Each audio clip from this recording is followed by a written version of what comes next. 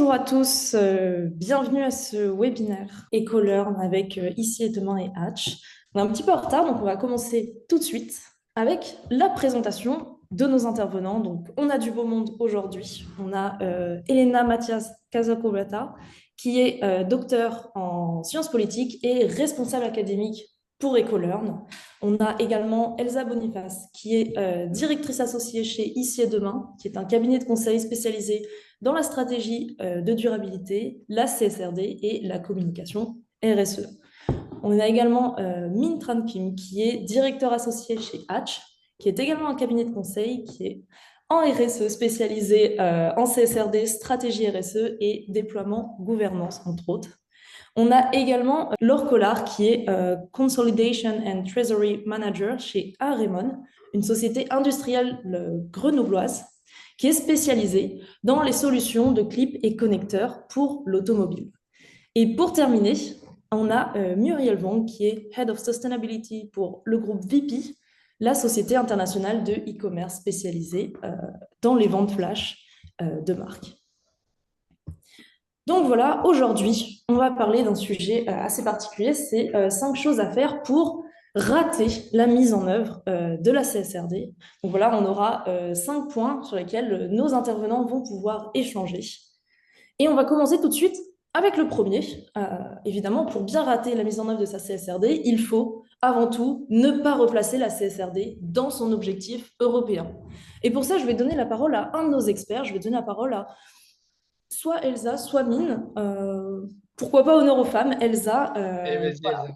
parler de ce sujet. Donc voilà, ne pas replacer la CSRD dans son objectif européen. Elsa, tu as Merci, la parole. merci Mao. Effectivement, on le voit, hein, dès qu'on commence à accompagner les entreprises, c'est très, très, très important de rappeler que la CSRD, c'est pas juste, que la mise en œuvre de la CSRD, c'est pas juste la production d'un rapport de durabilité, hein, qui est l'objectif final de la CSRD, mais c'est vraiment pas juste ça. Et ce qui est très important, c'est de rappeler que cette directive, elle est venue dans le cadre d'un pack réglementaire beaucoup plus global, dont on peut situer l'origine aux accords de Paris ou même encore avant, et qui a vraiment comme objectif de transformer l'économie européenne en une économie plus durable et de faire de ce continent, cette vieille Europe, le continent leader en matière de durabilité. Et voilà, c'est important de replacer cette réglementation dans un contexte beaucoup plus global, avec un objectif collectif et commun qui est très aspirationnel, beaucoup plus que simplement la production d'un rapport ou d'informations de durabilité. Oui, complètement d'accord avec toi, Elsa. À chaque fois qu'on intervient dans des CODIR et qu'on prend un peu de recul et qu'on a cette vision un peu hélicoptère de replacer la CSRD dans son contexte avec cet objectif que tu parlais, qui est la neutralité carbone, tout d'un coup, on voit les yeux des membres CODIR dire: Ah, d'accord, c'est pas que l'usine à gaz, le truc de reporting chiant qu'on me demande. Non, non, il y a un truc beaucoup plus grand derrière, il y a un purpose qui est beaucoup plus grand. Et du coup, ils comprennent mieux aussi ce qui se passe au niveau de leurs investisseurs. Si vous avez des investisseurs, si vous avez des banques, etc., il y a la même contrainte au niveau financier. Et du coup, tout est relié et ça leur donne beaucoup plus de perspectives. Donc, du coup, ça rend l'exercice beaucoup plus intéressant. Mm.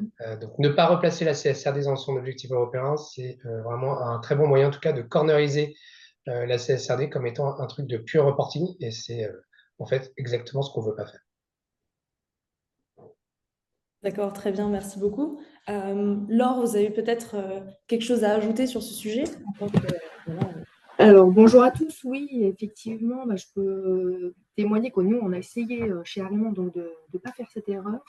En tout cas, dernièrement, où on a commencé à communiquer un peu plus largement en fait, sur la CSRD dans l'ensemble de l'organisation. On a, par exemple, créé une vidéo pour expliquer ce que c'est, la CSRD, et clairement, une des enfin, voilà, c'est une très courte vidéo et dans une des premières pages, idem dans des présentations sous forme de slide, on indique que voilà, le principal objectif de la CSRD, c'est d'encourager les investissements en ligne avec l'accord de Paris. Et que donc le principal objectif, c'est de limiter le réchauffement à 1,5 degré à l'échelle 2100. Donc, c'est vraiment, enfin, on essaie de faire le focus pour intégrer la CSRD dans un environnement plus global et aussi de simplifier le message en fait, sur le climat pour pas noyer en fait l'information, parce qu'évidemment il y a plein d'autres objectifs, mais on a choisi de communiquer essentiellement là-dessus, mais de le relier à l'accord de Paris. D'accord, très bien, merci beaucoup. Alors du coup, pour la deuxième partie, pour le deuxième sujet de comment bien rater la mise en œuvre de la CSRD, il faut évidemment se contenter de faire un exercice de conformité. Voilà, ne pas aller plus loin. Pour cela, j'aimerais bien encore une fois donner la parole. Donc, cette fois, donner la parole, pourquoi pas à Muriel. Muriel, voilà, chez VP, comment est-ce que ça se passe par rapport à l'exercice de conformité? Merci beaucoup. Bonjour à tous. Alors, c'est vrai que l'exercice de double matérialité, c'est un exercice, c'est le socle de la CSRD, donc c'est un exercice réglementaire. Mais on peut également l'utiliser à des fins beaucoup plus opérationnelles et concrètes pour l'entreprise. D'une part, parce qu'on y consacre aussi beaucoup de temps et de ressources, donc autant que ça serve justement après à l'activité de l'entreprise. Donc, j'ai 4 exemples. Le premier, ça permet déjà de challenger sa feuille de route RSE. Typiquement, nous, étendre la durée de vie des produits, c'est quelque chose qu'on a vu émerger encore plus avec la double matérialité parce que c'est des attentes qui sont de plus en plus fortes des parties prenantes, donc de nos membres, les consommateurs, des marques, etc. Ça permet d'élargir la vision aussi sur toute la chaîne de valeur parce que c'est vrai qu'on avait plutôt l'habitude de regarder l'impact de notre activité, mais aujourd'hui, il faut prendre en considération l'impact des marques avec lesquelles on travaille, les plus de 7000 marques partenaires, des consommateurs également. Donc, ça permet d'avoir une vision beaucoup plus large et un peu différente.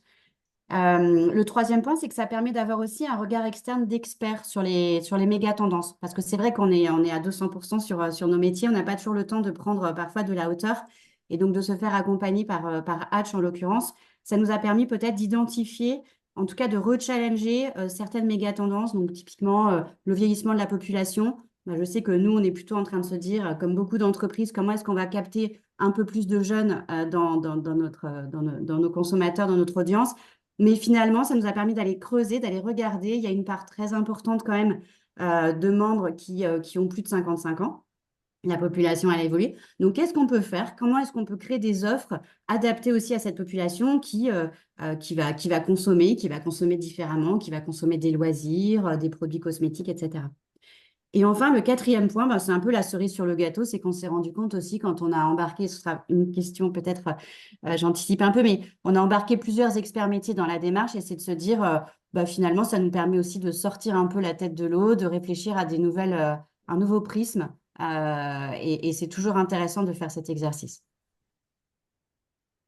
D'accord, très bien, merci beaucoup. Est-ce que l'un de vous souhaite rebondir sur ce sujet, a d'autres expériences à également partager?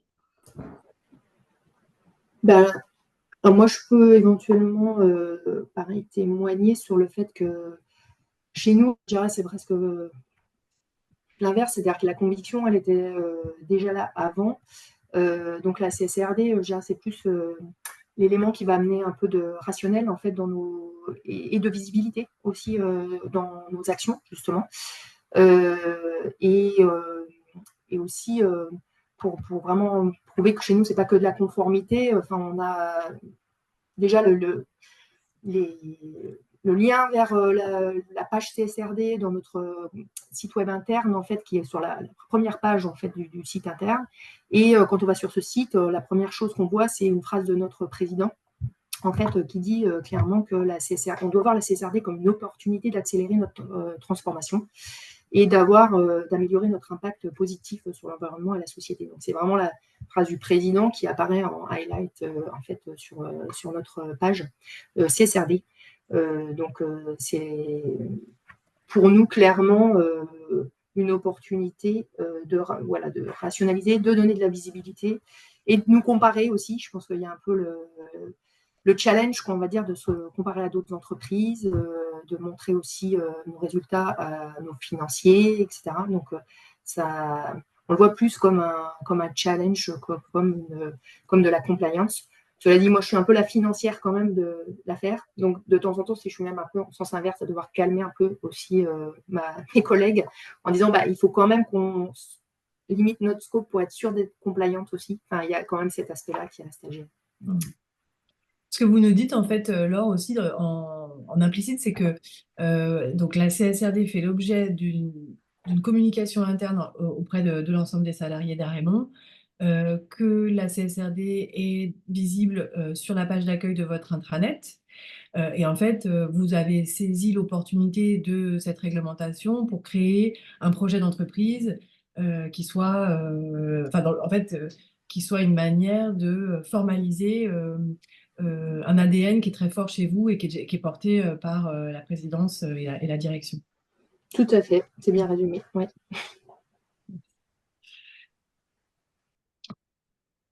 Très bien, parfait. Est-ce que quelqu'un a quoi que ce soit d'autre à ajouter ou est-ce que je peux passer au point suivant? Mine, peut-être. Et tu peux passer au point suivant, hein, on va rentrer dans le dur après. Très bien, parfait. Donc, du coup, le troisième conseil pour bien rater la mise en œuvre de sa CSRD, c'est évidemment laisser de côté les équipes finance et risque.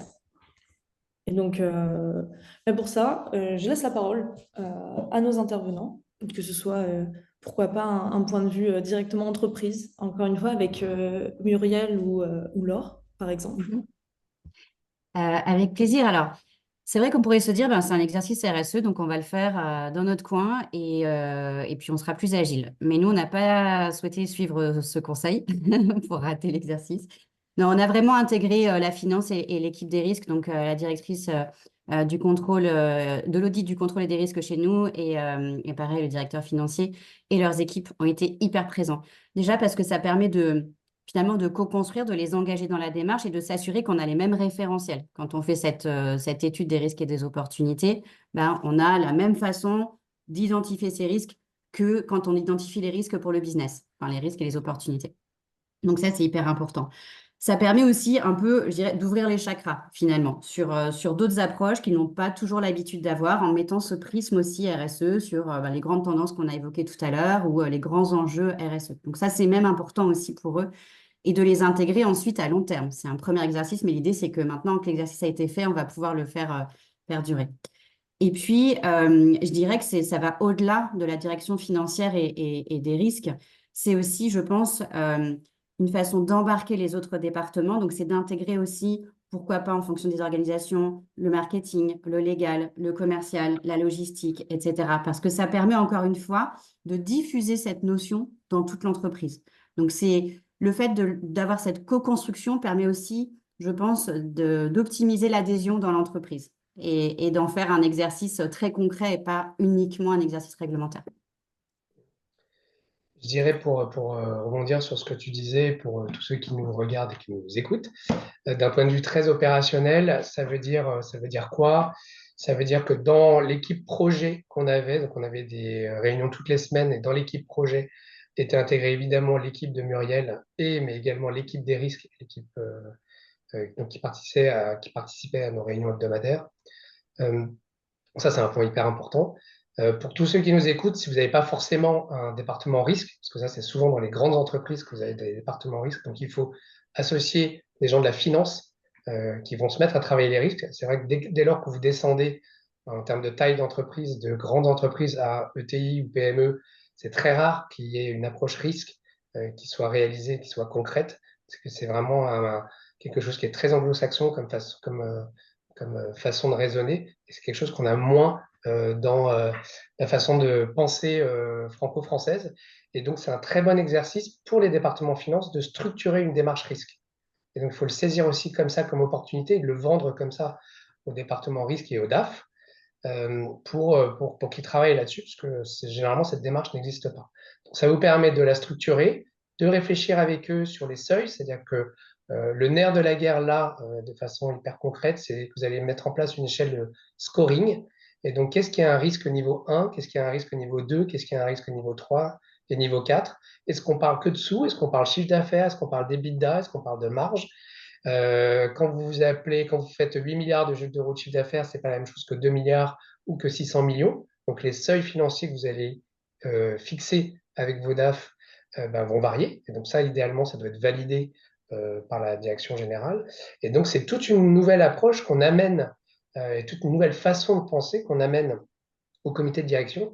Et vous voyez bien que là, ça reboucle avec d'autres parties qu'on va voir, mais c'est pas juste du reporting. C'est vraiment une approche business qui va être hyper intéressante et qui va structurer une nouvelle façon de voir les choses que généralement les comités de direction des PME ETI n'ont pas forcément en tête.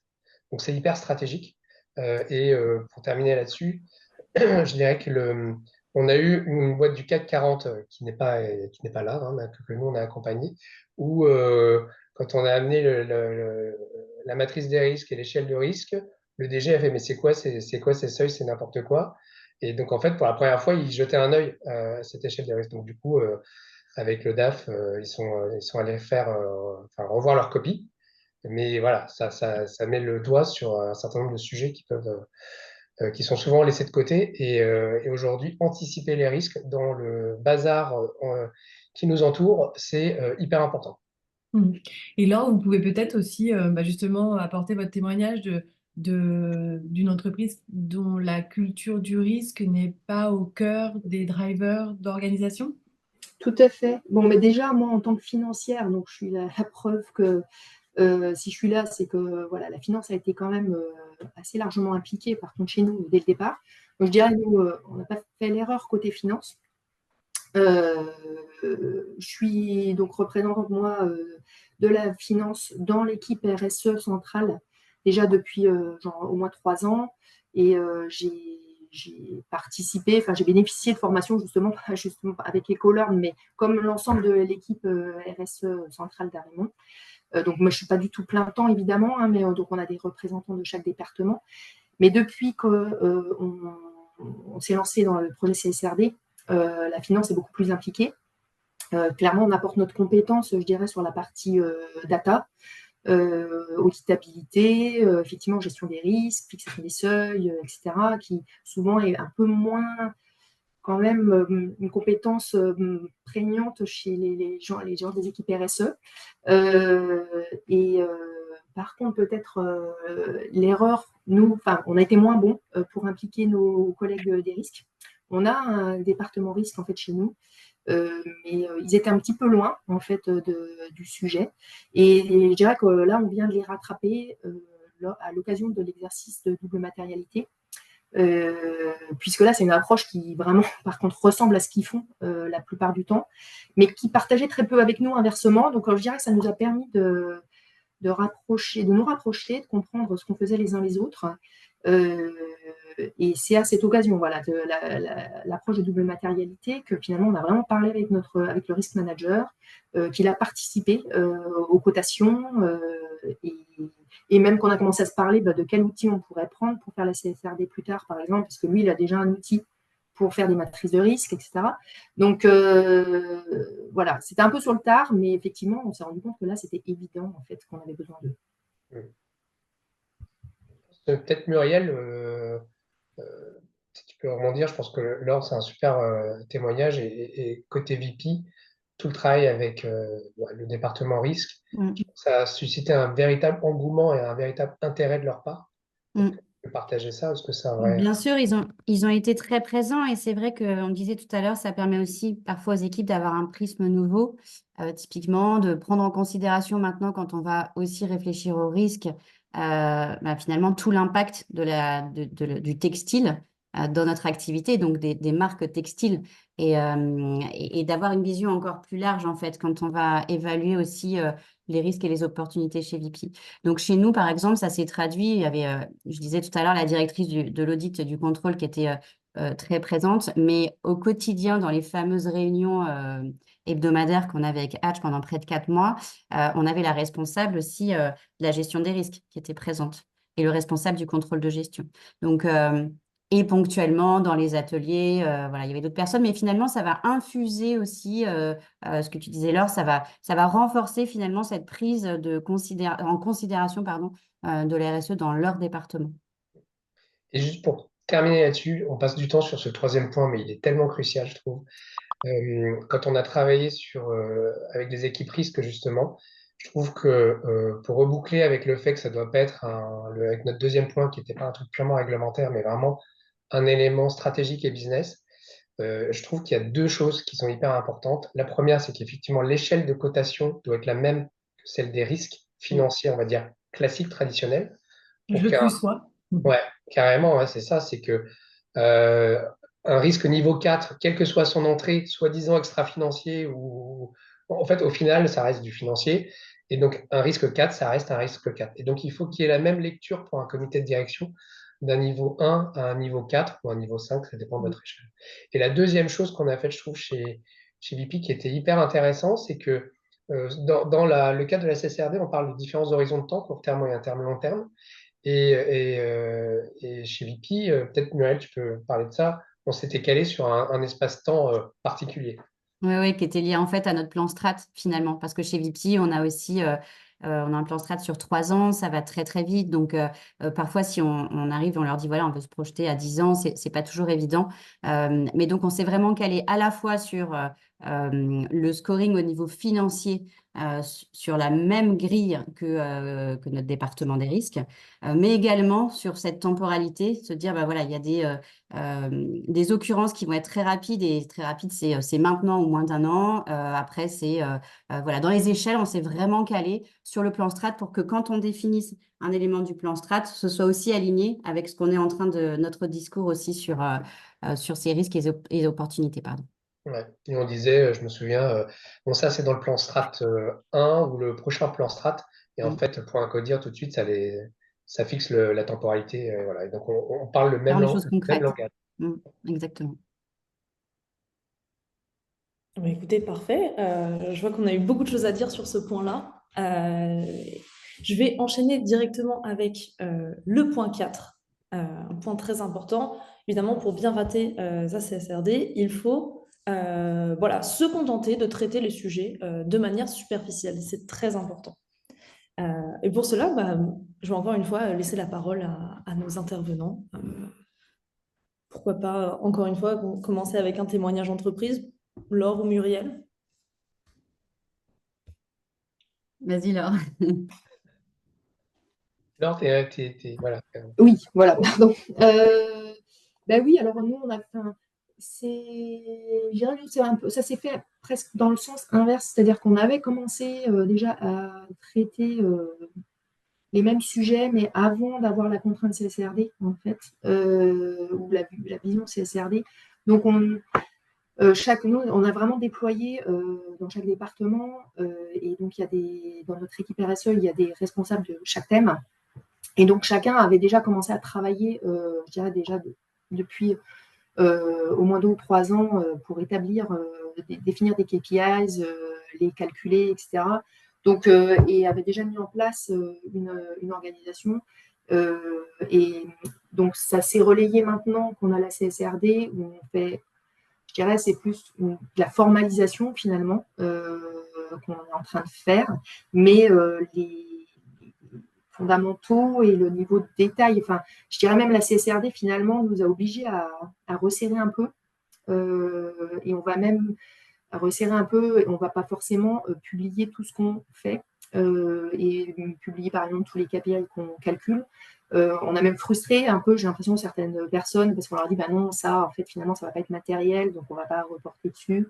Mais ils veulent continuer quand même voilà, c'est pas pour autant qu'ils ne vont pas travailler dessus. Donc je pense qu'effectivement, la granularité sur laquelle on travaille, elle est vraiment très fine. Et là, dans la communication, parce qu'on fait en ce moment pas mal de communication interne, on a fait une slide par département en disant, bah voilà, quelle est votre implication à vous, en quoi vous êtes concerné. Et on a fait un slide pour les achats, un slide pour le marketing, un slide pour les opérations, etc. Donc, pour décliner, en fait, dans le détail qui est concerné, quoi. Super intéressant, je note aussi. Non, c'est bien. Oui, alors chez nous, de façon générale, on le disait tout à l'heure, on a consacré beaucoup de temps sur cet exercice avec des weekly, avec des workshops, en intégrant également tous les experts métiers.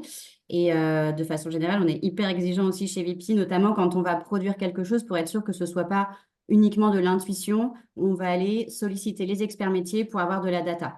Donc, à la fois, ça peut être des données business, internes, etc. Ça peut être toutes ces données finalement qui vont justifier aussi le scoring. Ça peut être des revues, des études qui vont être aussi nourries de sources. Donc, on a énormément challengé aussi hein, les équipes de Hatch parfois et l'interne dans ce scoring. Et j'ai deux exemples concrets pour ça. Par exemple, la pollution de l'air qui a été identifiée comme un enjeu critique. Au départ, on s'est dit, mais alors pourquoi? Parce que VP, on n'est pas non plus un industriel, enfin, on ne produit pas dans l'industrie pétrochimique ou autre. Mais finalement, on envoie aujourd'hui 80 millions de produits par an. Le transport a bien sûr une part très importante dans nos émissions. Et aujourd'hui, avec la réglementation qui s'accélère et qui se renforce sur notamment comment limiter les émissions dans les villes, avec par exemple les zones à faible émission, etc. Si demain les coûts liés au dernier kilomètre augmentent, il va y avoir un vrai impact financier chez nous. Donc finalement, ce sujet qui, a priori, on aurait pu dire on va passer à côté, non, ça devient vraiment un sujet critique d'un point de vue financier. Donc ça, c'était hyper intéressant. Et puis un autre enseignement, c'est pareil, c'est un enjeu qui est lié à l'accès à l'information de qualité.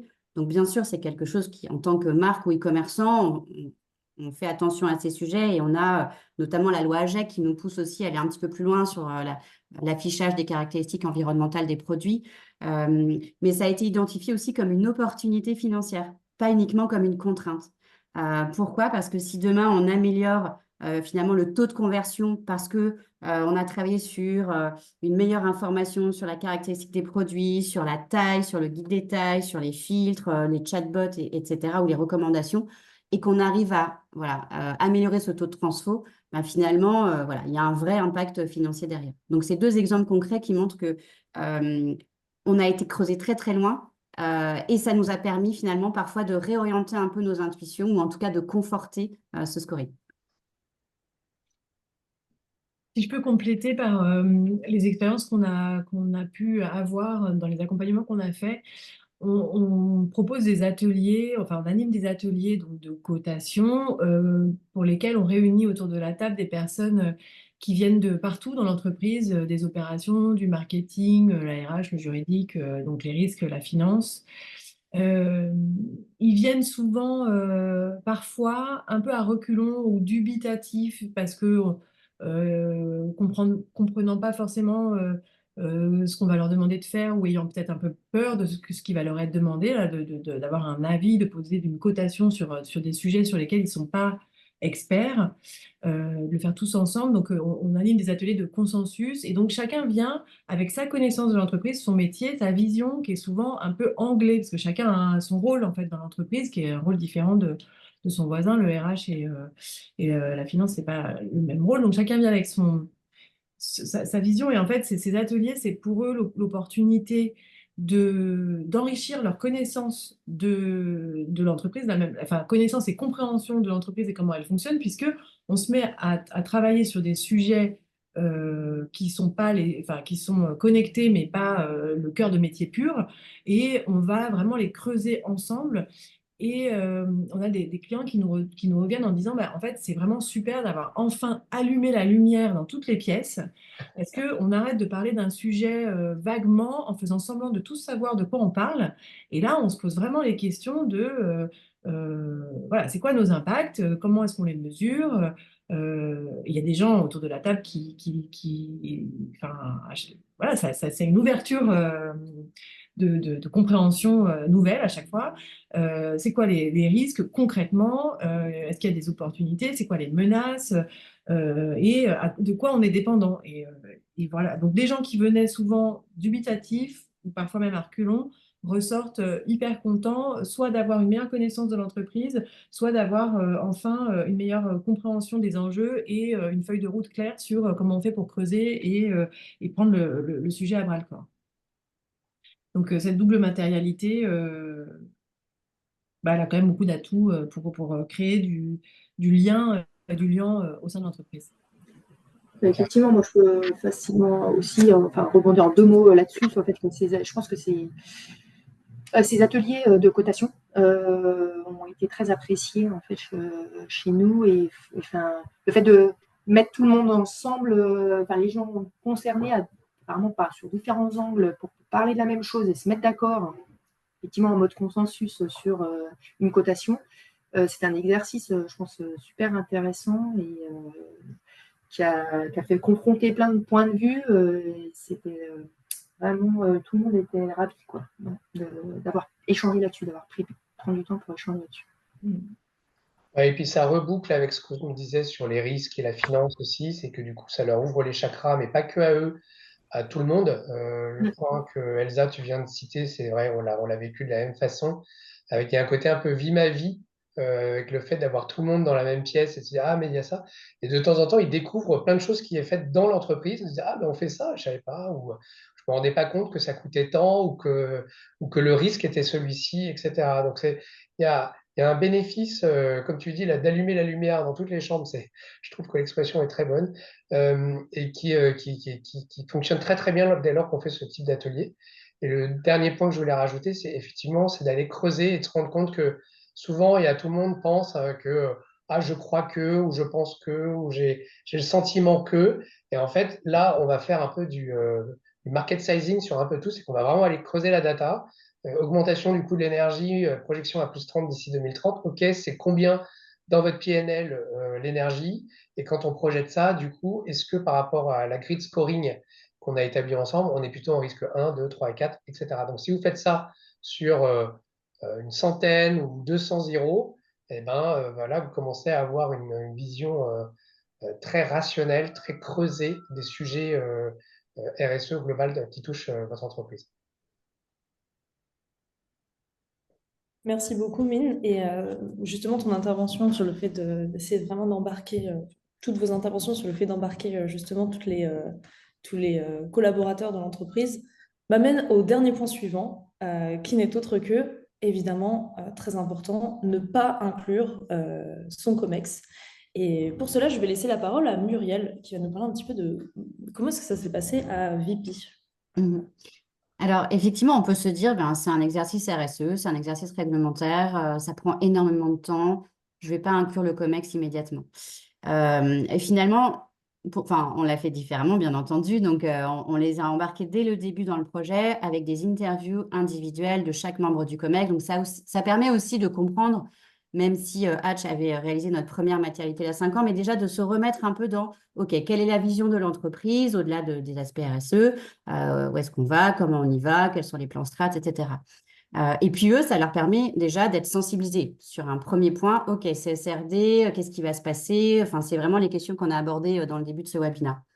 Ensuite, on a co-construit et validé la démarche avec certains membres. Donc, on en a parlé, les risques, la finance. On a bien sûr aussi validé avec le directeur général qui au départ était du business. Donc, voilà, on a vraiment ces aspects réglementaires, mais aussi business, hyper importants pour rendre les choses très concrètes. Et puis après, la restitution de l'étude, elle va se faire aussi auprès des membres du COMEX, donc à la fois pour la valider tout simplement, mais aussi finalement, c'est une dernière phase de sensibilisation. Et je retiens aussi d'avoir cette slide par département ou par business unit, mais finalement, c'est hyper important pour que ça ne reste pas ensuite un exercice, une étude, mais qu'on aille au-delà et qu'on embarque tout le monde. Donc finalement, la boucle est bouclée. On revient aussi au point d'embarquer un petit peu tout le monde dans cet exercice et ne pas en faire qu'un exercice réglementaire, mais vraiment d'en faire un exercice qui permet de challenger aussi l'entreprise et pourquoi pas d'ouvrir de nouvelles opportunités. On a eu notamment juste sur certains points, quand vous faites le scoring, par exemple, nous, ce qu'on a pu faire avec Muriel, c'est d'aller solliciter le DG sur des points particuliers de scoring qu'on avait identifiés où seul lui, qui avait une vision très macro, 360 degrés, avait des inputs forts. Donc, on est allé le voir pendant 1 heure sur une sélection d'items sur lesquels on voulait avoir son point de vue. Et en fait, il a, de mémoire, il a adoré l'exercice, il a trouvé ça hyper intéressant. Et du coup, voilà, c'était déjà une manière de l'embarquer sur le sujet, sachant que derrière, voilà, quand on va présenter à l'ensemble du COMEX fin de ce mois ou peut-être en septembre, je sais plus, ce qui est calé, bah, du coup, on aura le DG qui est déjà déjà dedans, quoi. Mm. On a déjà présenté un comité de pilotage RSE qu'on organise tous les 3 mois avec certains membres du COMEX. Et c'est vrai que ce qui est ressorti à la fin de l'étude, c'est OK, il faut absolument qu'on le présente rapidement à l'ensemble des membres du COMEX parce qu'on voit qu'il y a des enseignements qui peuvent être partagés et qui peuvent être vraiment utiles à l'entreprise. Donc, c'est vrai que c'est hyper important et ça permet aussi après d'infuser parce que si à la fois on l'a co-construit avec les experts métiers, on l'a co-construit avec certains membres du COMEX, on l'a validé avec certains membres du COMEX.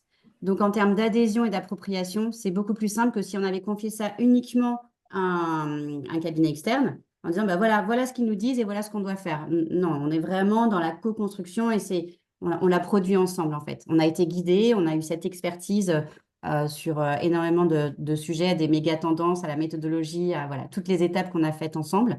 Ça a été hyper intéressant, mais on a aussi besoin pour créer cette adhésion de l'avoir co-construit. Je sais pas, je peux peut-être Oui, allez-y, Laure. plus rapidement témoigner. Chez nous, alors déjà, on a une présidence, je s'appelle comme ça chez nous, c'est le petit groupe restreint, qui est extrêmement impliqué sur les sujets de RSE. Par exemple, ils ont lancé un think tank sur l'économie circulaire, voilà, sur des visions stratégiques vraiment long terme. Dans lesquels plein de gens de l'entreprise se regroupent régulièrement. Bon, là, je dirais, c'est pas CSRD, mais c'est pour montrer qu'il y a un énorme intérêt, y compris dans la vision stratégique de l'entreprise. Et chez nous, je dirais que les débuts de la CSRD ont été faits un peu en chambre dans l'équipe RSE centrale. Et c'est vrai que c'est pareil, c'est l'exercice de double matérialité qui a été l'occasion d'impliquer plus largement. Et effectivement, là où je rejoins Muriel, c'est que de toute façon, on a besoin en fait des inputs en fait du COMEX pour certaines questions, clairement. Et nous, ça s'est passé dans le sens où on a d'abord travaillé avec, je dirais, les experts métiers dans l'entreprise, et ensuite chez nous, on a ça s'appelle CSR Strategic Committee, en gros, avec certains membres du COMEX et la présidence. Et donc, c'est eux on a présenté, en fait, on leur a fait valider la grille de cotation. Donc, c'est eux qui ont validé les grilles et les niveaux de cotation financiers en particulier, à partir de quel niveau de ratio, de résultat, c'est un niveau 1, 2, 3 ou 4. Et puis ensuite, on leur a fait revoir notre matrice de double matérialité. Et là où on a vu vraiment leur investissement, c'est qu'ils ont apporté beaucoup d'input et ils nous ont demandé des modifications. C'est-à-dire que plutôt dans le sens d'ailleurs d'augmenter en fait le niveau de matérialité de certains sujets. Donc ils ont relevé en fait certains niveaux qui par les experts métiers avaient été classés un peu plus bas. Et donc, voilà, ça dénotait vraiment leur vision un peu peut-être plus large que justement les experts. Et aussi sur la temporalité dont on parlait, peut-être de se dire, voilà, les experts ont dit, actuellement, voilà, c'est côté 3, mais eux, en fait, nous ont fait remonter en 4 en disant, en fait, c'est quand même vraiment un sujet de tendance longue et sur lequel on veut, en fait, reporter, quoi. Et l'élément aussi qui est important chez nous en termes de stratégie, c'est que dans le contexte d'un business plan un peu vraiment long terme qu'on est en train de faire pour la première fois, je dirais, dans le groupe Raymond, on suit bien évidemment, voilà, on a demandé des prévisions sur les indicateurs financiers de vente, de performance, etc. Mais on a aussi le CO2 qui est donc on a les ventes, le résultat et le CO2 qui sont les 3 indicateurs qui doivent être prévus dans ce business plan. Si je prends la parole juste pour terminer et peut-être conclure, tout a été dit. Et moi, j'ai envie de dire, faites confiance à votre COMEX. Enfin, en tout cas, c'est le retour d'expérience que j'ai envie de partager. C'est qu'en fait, 95% des dirigeants qu'on a embarqués, en fait, ont été plus ambitieux, c'est ce que disait Laure, que le groupe de travail plus exigeant d'une certaine manière.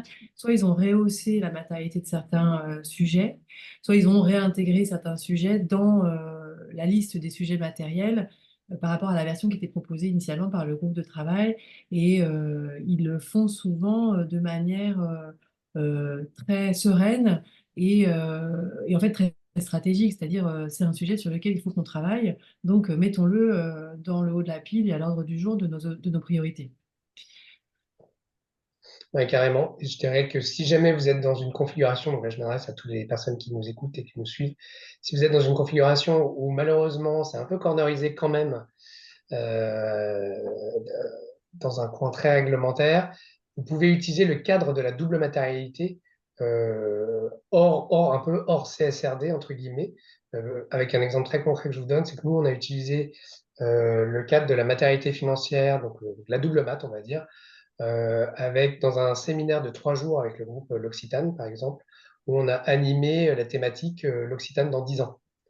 Et on a utilisé un peu tout l'exercice de double matérialité pour faire réfléchir le codir là-dessus. Et c'était presque hors CSRD. Donc ça peut être un moyen aussi d'animer et de provoquer le dialogue stratégique avec votre comité de direction. Euh, il reste pile, je crois, le temps pour les questions-réponses. Ouais, alors, je crois qu'il y avait également Elena qui voulait Pardon. donner son point de vue sur le sujet. Donc, Oui, Elena, la parole est à toi. merci beaucoup. C'est plutôt un retour des Colorn en général en tant qu'entreprise de formation. Et on a vu pendant tous ces témoignages et tous ces retours à quel point il est important d'embarquer les équipes. Et pour cela, la formation joue un rôle clé. Il y a 2 types de formations qu'on peut prendre en compte. Donc tout d'abord, une formation un peu plus spécifique qui va préparer les équipes, qui va les sensibiliser de façon concrète et technique aux défis posés par la CSRD, et notamment la double matérialité. Et donc, chez Ecoleur, je crois que Mao a peut-être, oui, voilà, merci Mao.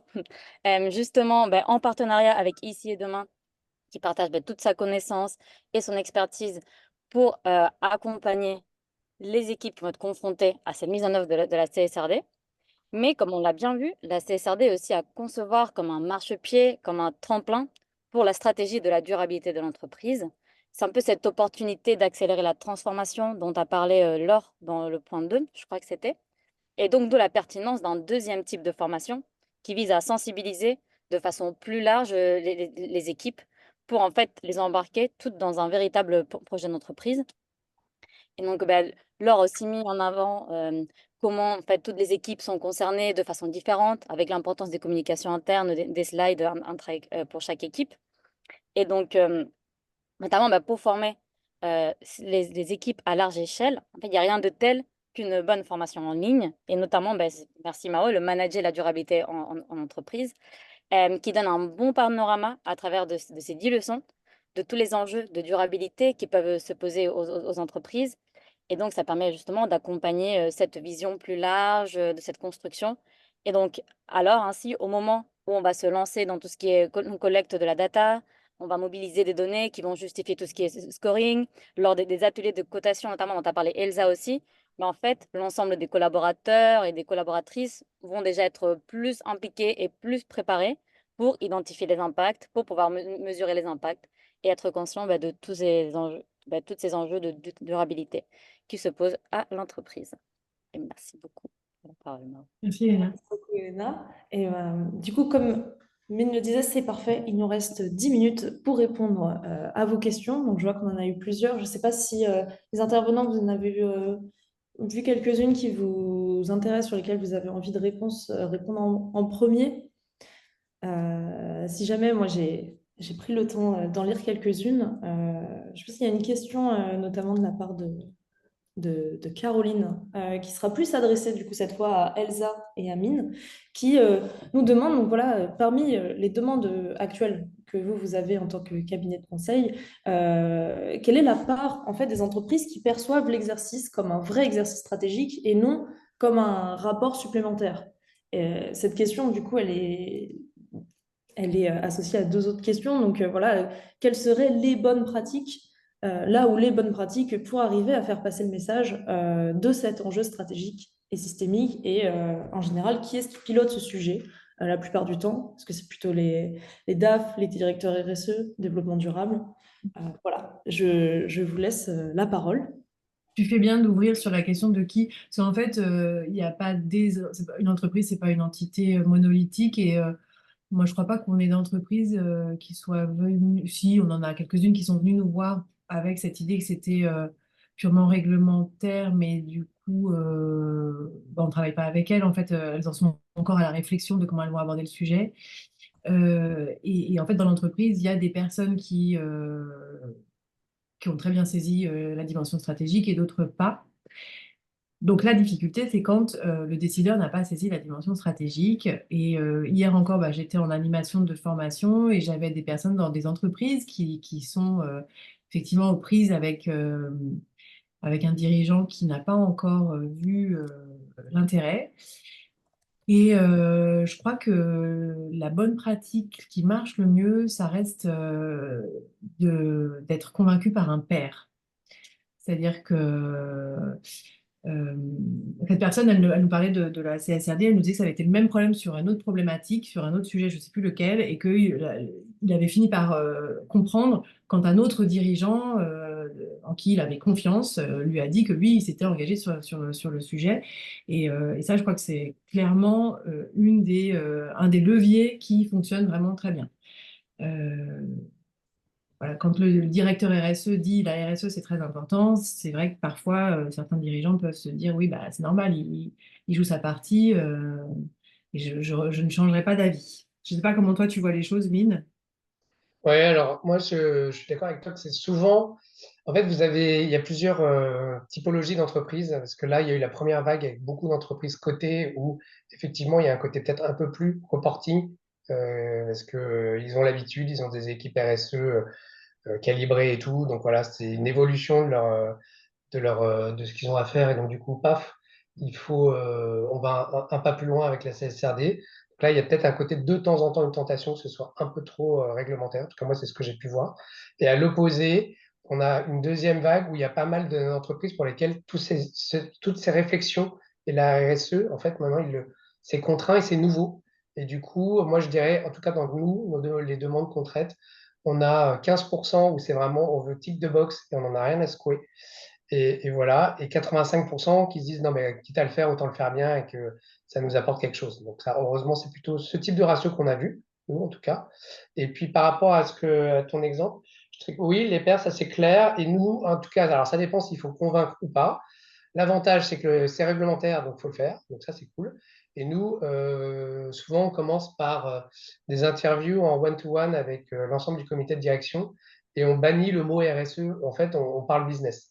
Et donc, l'idée, c'est de se dire, c'est quoi vos problématiques business, c'est quoi vos cailloux dans la chaussure, et on va parler de ça. Et nous, derrière, on va mettre les mots RSE derrière. Il n'y a qu'un directeur ou une directrice commerciale qui me dit, moi, j'en ai rien à secouer. Et ce qui m'intéresse, moi, c'est la formation de mon équipe commerciale. Ah bah, formation, bah, tout ça, c'est un sujet RSE, finalement.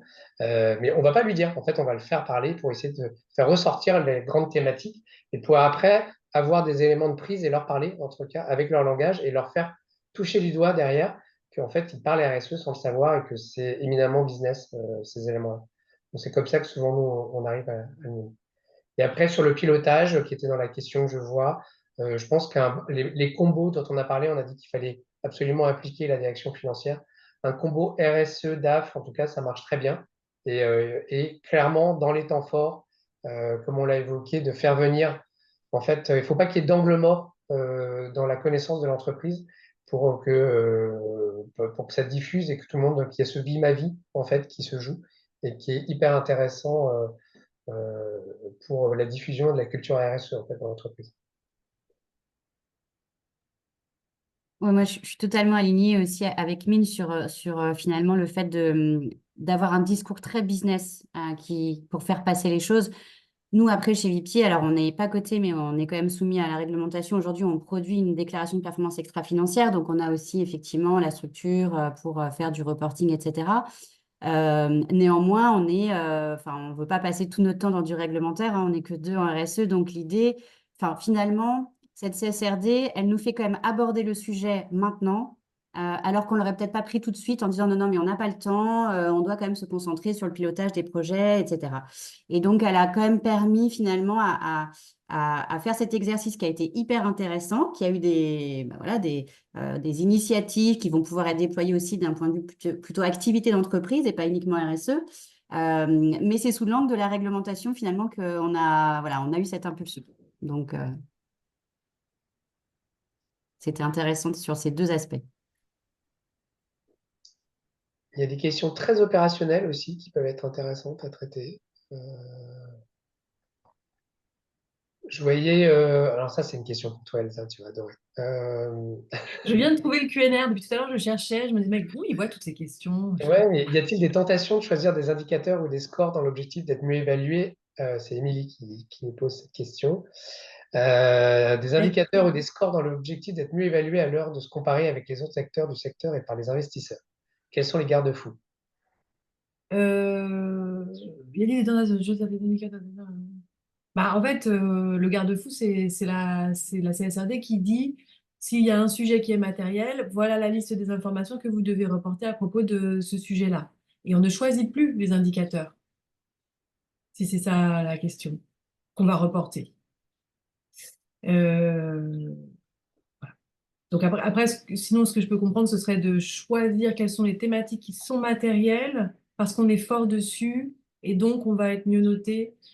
Je crois que ce ne sera pas possible parce que les auditeurs vont être extrêmement euh, vigilants dans leurs audits sur les méthodologies qui sont mises en place et les résultats des matrices de matérialité. Donc les garde-fous sont quand même nombreux et costauds. Ouais. Et pour témoigner là-dessus, nous, on vient d'être audité avec plusieurs clients. Et en cours avec Muriel, on est en train de relancer l'audit avec des Big Four qui ont revu nos doubles matérialités qu'on a. Et donc, ils s'attachent vraiment, c'est écrit dans la CSRD, hein, mais voilà, ils s'attachent vraiment à regarder la méthodologie qui a été utilisée. Est-ce qu'elle est vraiment by the book, euh, entre guillemets, sur les recommandations de l'EFRAG? Et ils vont vraiment aller questionner tout ça. Et ils vont même aller plus loin de temps en temps. Il y a des notations qui vont les interpeller. Et donc, ils vont pas complètement regarder ligne à ligne comment vous avez scoré chaque héros, mais quand même sur certains sujets qui sont, en tout cas, tous les sujets que vous avez définis comme critiques, ils vont juste avoir un esprit critique et se dire, bon, est-ce que c'est vraiment, ils ont eu raison de le mettre si haut? Et de la même façon, si vous mettez que le sujet climatique n'est pas un sujet matériel pour vous, soyez attendu. Enfin, évidemment, ils vont vous poser la question de pourquoi est-ce que vous avez mis ça. Ça, c'est évident. De la même façon que le S1, vos collaborateurs, ça va être forcément, si vous ne le mettez pas comme un enjeu matériel, ça va être un peu bizarre, quoi. Euh, il y a d'autres questions. Il y a une question de temporalité. On peut la traiter rapidement. Est-ce qu'elle n'est pas fixée par la norme? Oui et non, pour moi. Mais peut-être que pour moi, c'est court terme, moyen terme, long terme. C'est moins d'1 an, 3 ans et au-dessus de 5 ans. Et après, ce qu'on disait, c'est que ça peut être intéressant de le twister un petit peu et de le mettre en fonction de la temporalité du comité de direction. Si vous avez un plan stratégique tous les 3 ans, bah, vous êtes dans les clous des 3 ans, hein. Mais du coup, vous parlez le même langage que le CODIR. Et il vous sera demandé d'expliquer pourquoi vous avez choisi une temporalité différente de celle suggérée par la CSRD. Mais c'est possible de choisir une autre temporalité, si elle a plus de sens pour vous.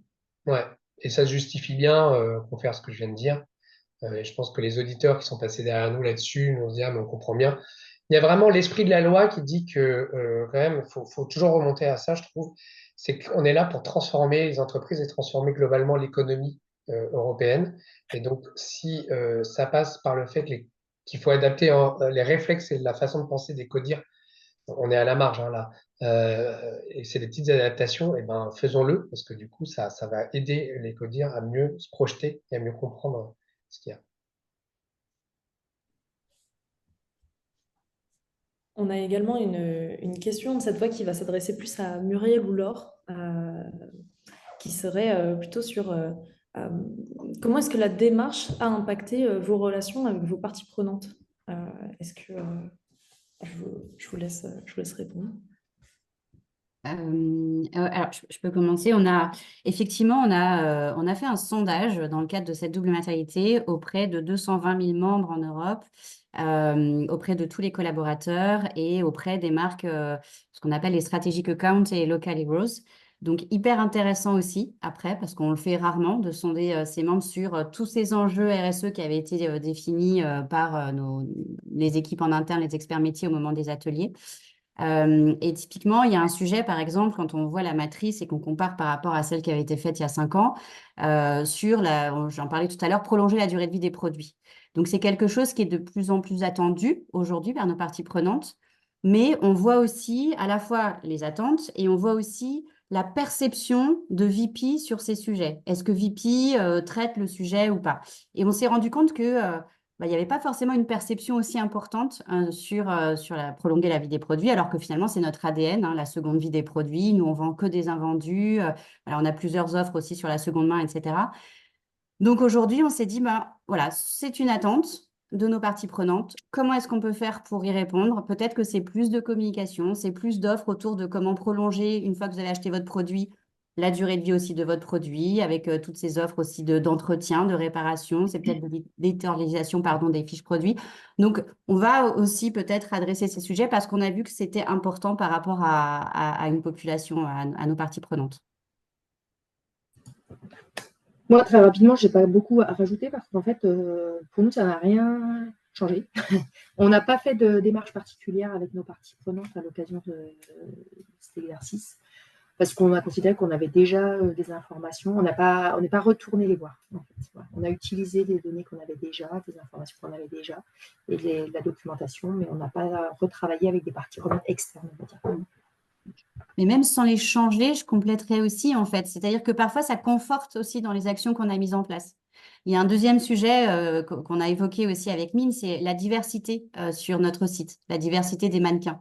Donc, c'est une initiative qu'on a mis en place il y a 5 ans en essayant d'avoir un peu plus de diversité. Donc, ça veut dire que à la fois, nous, quand on a des agences de mannequins, on va leur demander des mannequins avec plus de diversité, mais on va aussi demander aux marques qui nous donnent les photos de leurs produits avec des mannequins plus de diversité. Et en fait, on s'est rendu compte qu'aujourd'hui, à la fois, c'était un sujet qui était important, qui était identifié comme important et une priorité par rapport aux marques, aux membres, etc., mais que ça se voyait. Parce que pour le coup, là, la taille de la bulle sur le graphique montre que VP adresse ce sujet. Donc, ça veut dire que les membres le voient et que les marques aussi le voient, puisqu'on leur demande finalement toutes ces photos. Donc aujourd'hui, ça permet peut-être parfois d'engager des nouvelles initiatives, mais aussi de conforter parce que c'est important de montrer la performance aussi des actions qu'on met en place en RSE, donc de conforter la démarche en disant, OK, nos parties prenantes le voient, et même si on ne les interroge pas régulièrement sur ce sujet. Il y a une Merci. question que je vois que je trouve, merci, je rebondis, sur les délais de mise en conformité. Je pense que c'est important qu'on fasse passer ce message, c'est que globalement, nous, en tout cas, ce qu'on recommande, c'est que la plupart des entreprises maintenant, toutes celles qui devaient le faire pour l'année prochaine, c'est déjà fait généralement, enfin j'espère pour vous. Et si vous êtes assujetti à publier votre rapport en 2026 sur la data 2025, nous on trouve qu'il y a un bon calendrier, surtout si c'est la première fois que vous le faites. Un bon calendrier, c'est de réaliser votre analyse de double matérialité, votre analyse d'écart sur le deuxième semestre 2024, voire au plus tard début 2025, de vous lancer dans la collecte de data, de structurer votre collecte de data sur 2025 et vous lancer dans le draft de votre rapport de durabilité, on va dire milieu d'année 2025 au plus tard, quoi, pour y aller petit à petit ou au plus tard septembre 2025. Je ne sais pas si Elsa, toi, tu es OK à peu près sur ce timing pour le faire sereinement, en fait, et pour lisser la charge.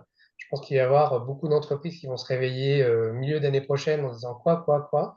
Et là, ça va faire très, très mal. Si vous vous y prenez dès maintenant, ça se fait tranquillement. Et surtout, vous allez prendre le temps d'en retirer tous les bénéfices collatéraux dont on vient de parler, le fait d'en faire un vrai sujet stratégique, etc., etc. C'est le bon timing comme ça. Alors, juste pour témoigner, nous, à notre taille, enfin, nous, on sera soumis qu'effectivement en 2025, donc avec rapport en 2026, mais on est quand même déjà, enfin, on est une ETI déjà relativement grosse. Et donc, nous, on a prévu de faire un rapport à blanc pour l'année 2024. Donc, en fait, d'avancer d'un cran déjà sur les données 2024. Donc, et d'essayer de le faire auditer aussi. On n'a pas encore vraiment discuté avec nos auditeurs, mais de faire un audit à blanc aussi. Donc en 2025 sur ces 2024, parce qu'on s'inquiète aussi un petit peu quand même de la partie audit, là, très clairement, parce qu'on est une entreprise multinationale installée dans une vingtaine de pays. Donc je dirais qu'on n'est pas très inquiet sur la France, pour recueillir les preuves, hein, mais et l'audit de données non financières, on va dire, quand il y a des données chinoises, brésiliennes, etc., fournir des preuves en centrale à des auditeurs français de consommation d'énergie, de recyclage de déchets, etc., à l'autre bout du monde, voilà, c'est pas forcément si évident et on s'en rend compte là parce qu'on a déjà quelques indicateurs ESG sur des financements. Voilà, on a besoin d'un temps pour s'acclimater aussi, je pense, à la partie audit. En fait. Il y a une question dans le cas d'un groupe qui a grossi très vite mais n'est pas du tout structuré, qui vient de lancer la démarche RSE et se retrouve soumis en 2026. Conseillez-vous de passer par un cabinet extérieur? Moi, j'aurais tendance à dire le cabinet, il vous apporte de la méthode et du temps homme pour animer. Et donc, même si le groupe n'est pas structuré, mais que vous y voyez clair sur la méthode, il n'y a pas besoin absolu, hein, mais nous, dans les entreprises qui nous sollicitent, elles viennent chercher de la méthode, de l'expertise sur les sujets ESG et de l'aisance avec la CSRD. Voilà. Donc, c'est pareil chez vous. Ouais, je rajouterais juste un point qui est, c'est un peu ce que tu disais tout à l'heure, c'est quand le directeur RSE dit c'est important, bah, en fait on l'écoute un peu, ça dépend du directeur RSE, mais ça dépend de comment la gouvernance est embarquée sur ces sujets-là. Souvent on nous dit non mais c'est bien que ce soit vous qui le disiez parce que vous avez un regard extérieur, vous avez un regard neutre et quand il y a des risques ou des opportunités ou des impacts négatifs et que ça peut faire un peu mal, c'est bien que ce soit le cabinet externe qui le dise. Et ça peut servir aussi. On peut faire passer des messages comme on est externe. On peut challenger aussi. Nous, on aime bien être un peu, faire ça et rembarrer un peu les codeurs de temps en temps. Et je pense que cette question, elle était pertinente et elle est liée à une autre question de Marissa qui demande est-ce qu'il y a des entreprises qui souhaitent complètement externaliser la CSRD? Est-ce que c'est... S'il y en avait, je crois qu'elles se sont rendues compte qu'elles n'avaient pas les moyens. Puis c'est pas très intelligent, enfin c'est pas la bonne façon de faire parce qu'il faut quand même aller chercher les experts dans l'entreprise pour faire l'exercice de transparence qui est demandé par la CSRD. Et donc en fait c'est pas vraiment possible. Donc on peut essayer de se faire aider un maximum, mais externaliser totalement. Enfin, moi je travaille avec des grands groupes qui dépensent beaucoup d'argent, mais pour autant il y a toujours quand même beaucoup de gens dans l'entreprise qui sont sollicités. Soit pour piloter les consultants, soit, donc contribuer sur le fond, quoi. Il y a un sujet là qui me tient à cœur qui est faut-il anticiper et changer d'OTI plus spécialisé? Moi, j'ai un sujet OTI. Moi Bon, aussi, je propose qu'on se donne jusqu'à 45 parce que sinon on pourrait y ouais, passer clair. l'après-midi. Alors, je vais mettre un peu les pieds dans le plat là-dessus.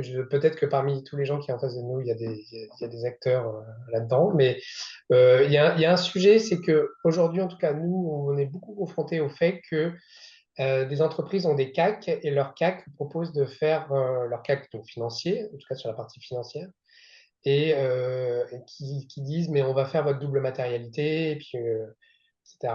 Et se pose. Alors, c'est pas interdit du tout par le texte aujourd'hui, par la loi.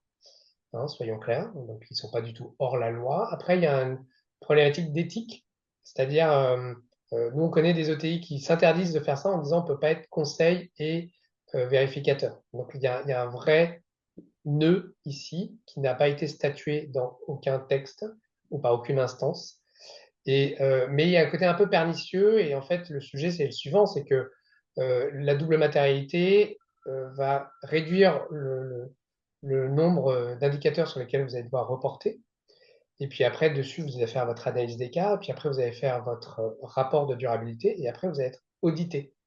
Et en fait, il y a un cascading qui est que si c'est la même entreprise qui fait tout, je peux vous dire que souvent, il y a une tentation, je ne dis pas qu'elle est toujours faite, mais il peut y avoir une tentation que le nombre d'enjeux matériels auxquels vous êtes confrontés soit très, très, très conséquent et qu'il n'y ait pas un regard critique véritable là-dessus. Et donc, du coup, le risque, c'est que vous vous retrouviez du coup avec une Cuenta à la fin sur votre analyse d'écart et à la toute fin sur votre audit de durabilité, qui est énormissime, parce que en fait, le point de départ, qui est l'analyse de double matérialité, a été fait de façon peut-être un peu avec Mieux beaucoup disant. de zèle, quoi. Voilà. Moi, j'ai un autre point concernant les OTI, c'est une approche un peu ayatolesque de la cotation des IRO, qui n'est pas requise stricto sensu dans la norme. On en a discuté encore la semaine dernière avec l'autorité des normes comptables et hier encore avec un grand cabinet, un des Big Four, dont les représentants qui étaient là, parce que c'est aussi une question de personne, hein, le niveau de tatillon des auditeurs, ont reconnu que effectivement ce n'est pas écrit stricto sensu dans la norme, mais que ils s'appuient eux sur le guide de l'EFRAG sur la double matérialité, dont ils reconnaissent qu'il ne fait pas autorité, mais ça leur permet quand même de parler de conformité ou non-conformité. Et ils nous ont bien expliqué qu'ils étaient en train de se mettre d'accord entre eux sur ce qui était acceptable et pas acceptable en termes de méthodologie. Et donc, nous, on pense qu'il est important que les entreprises gardent la tête froide, gardent la main sur les yeux dans les textes et puissent retoquer certaines questions des OTI, puisque ce qui est écrit dans le disclaimer des documents, c'est ce sont des propositions de guide pour la méthodologie. L'entreprise reste maîtresse de la méthodologie qu'elle met en œuvre. Voilà, c'était mon point. Voilà, on est remonté avec Elsa. Merci beaucoup, Elsa. Merci beaucoup, Mine. En effet, le temps tourne. Comme vous le disiez, Elsa, je pense on va s'arrêter là. Donc, pour ceux qui sont encore présents, voilà, sachez que vous pourrez retrouver Hatch ici et demain et Ecolearn. C'est un terme récurrent à Pro Durable sur différents ateliers qui abordent la CSRD pour Hatch et ici demain pour leur part. On vous enverra bien évidemment les présentations. Les présentations, vous pourrez retrouver donc les contacts, vous aurez le site internet, les adresses email, les numéros de téléphone pour contacter Hatch ici et demain ou encore Ecolearn. Voilà. Merci beaucoup à tous les intervenants. Merci beaucoup à Muriel, merci beaucoup à Laure, Amine, Elsa et Elena. Et merci à tous les participants également. Et on vous dit à très bientôt. Passez une excellente journée. Bonne journée. Merci à tous. Merci, bonne journée. Au revoir.